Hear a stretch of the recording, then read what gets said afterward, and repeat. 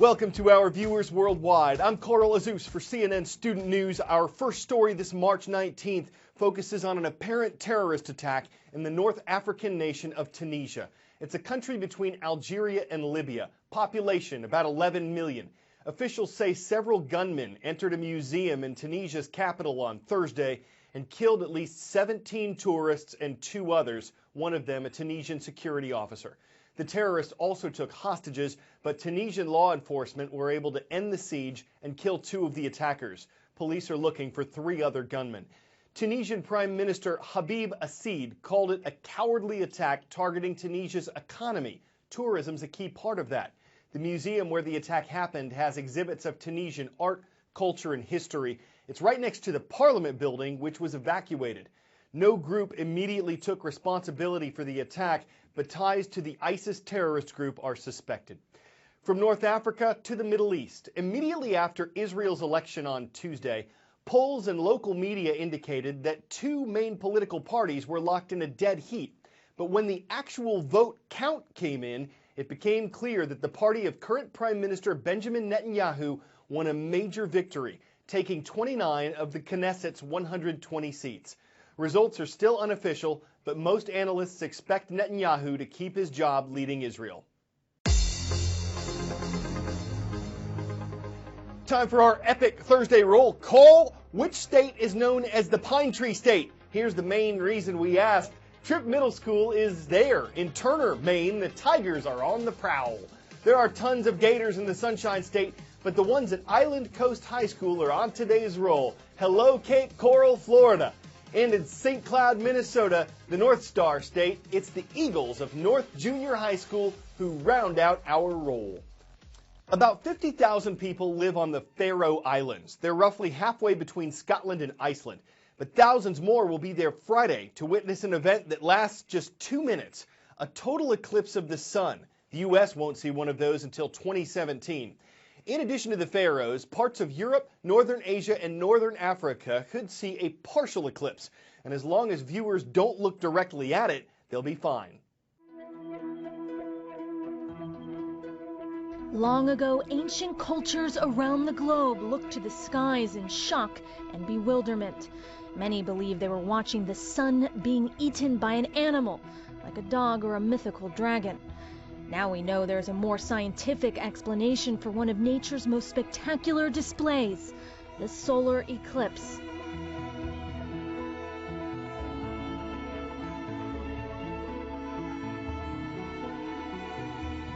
Watching as the moon blocks out the light from the sun, it can be hard to imagine the amazing cosmic coincidence taking place. The sun's diameter is some 400 times larger than the moon's, but it's just the right distance away to appear the same size. For a couple of minutes, when the sun and moon are perfectly aligned, the moon completely covers the sun's disk. The sun's atmosphere, or corona, can be seen in the dim light along with stars and planets. This glowing atmosphere is much hotter than the surface of the sun, but no one is exactly sure why. It's a question puzzling astronomers.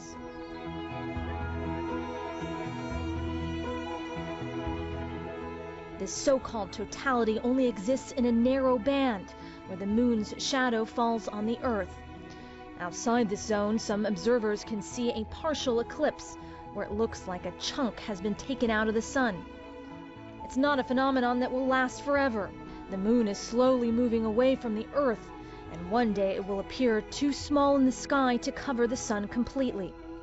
But don't worry, if you miss this total solar eclipse, NASA estimates that you still have 563 million years to catch one. If you are lucky enough to see this incredible spectacle, remember, never look directly at the sun, even with everyday sunglasses. You risk causing permanent damage to your eyes. If you don't have access to special filters, a safe way to observe the show is to make a pinhole in a piece of paper and project the image onto another sheet. Just after the Ides of March, the madness of March begins in the U.S. It's over basketball. The National Collegiate Athletic Association's annual college basketball tournament. The round of 64 teams starts today. Fans fill out brackets of their predicted winners of each game, hoping to make the perfect prediction, never actually doing it. There are always upsets, and if each team had a 50% chance of winning every game, you'd have a 1 in 9.2 quintillion chance of picking the perfect bracket. Amid all the fun, there's a serious question. The players are college students. Are they getting out of class? For so many basketball players, this is it. These are the greatest games they'll ever play. Very few of them, less than 2%, will go pro. So their real game is in their scholarships, in their education. But athletes have been more vocal than ever this year about the realities of playing NCAA sports, that their scholarships are often squandered because so much of their time is consumed by athletics. Players who make the NCAA tournament will miss an average of 20 days of class per season. There's this thing called the 20-hour rule in college athletics. It's supposed to limit the amount of time that athletes spend each week on their sport. Well, Big 12 Commissioner Bob Bowlesby calls this rule a joke. He says it's routinely ignored. Most fans who are poring over their brackets are not surprised by all of this. A recent poll done by Monmouth University found that 67% of fans think that schools put too much emphasis on sports. The average scholarship for an athlete is about $23,000.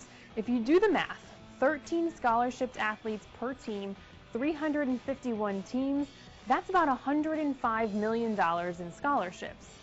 But the worth of this scholarship, it doesn't matter if they're not going to class.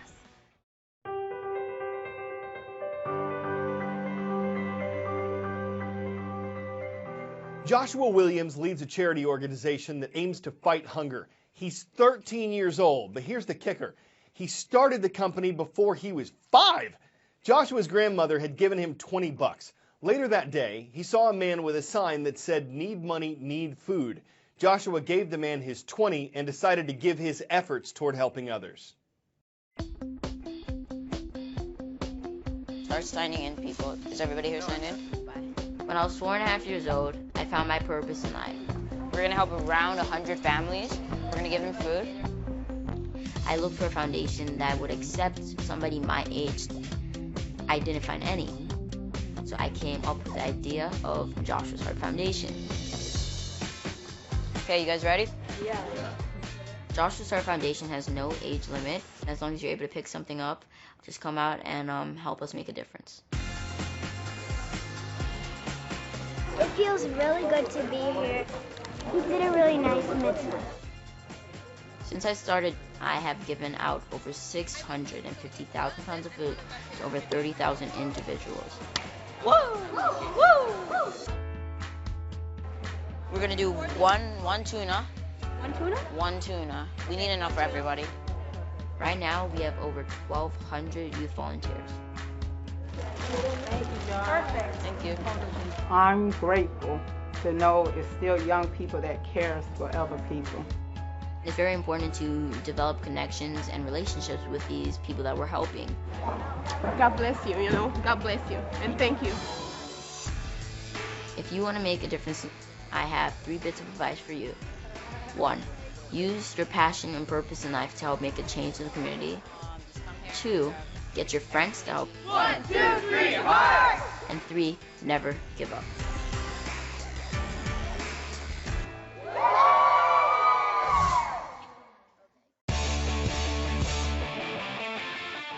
Just what does 20,000 pounds of fireworks look like when they're all set off at once? Here you go. These are, or were, illegal fireworks. The Midland, Texas Police Department says a court had ordered them destroyed and that Midland police were helping U.S. government law enforcement get rid of them. It was done during the day because it wasn't supposed to be a fireworks show. But it still looks like a blast. You could say the fireworks were fired in a fiery work of ire, flinging, frying fire higher, flying flames of flying fire. They flamed out, up away, a flame-tastic display, making for a flamous way for us to wish you a good day. This is CNN Student News.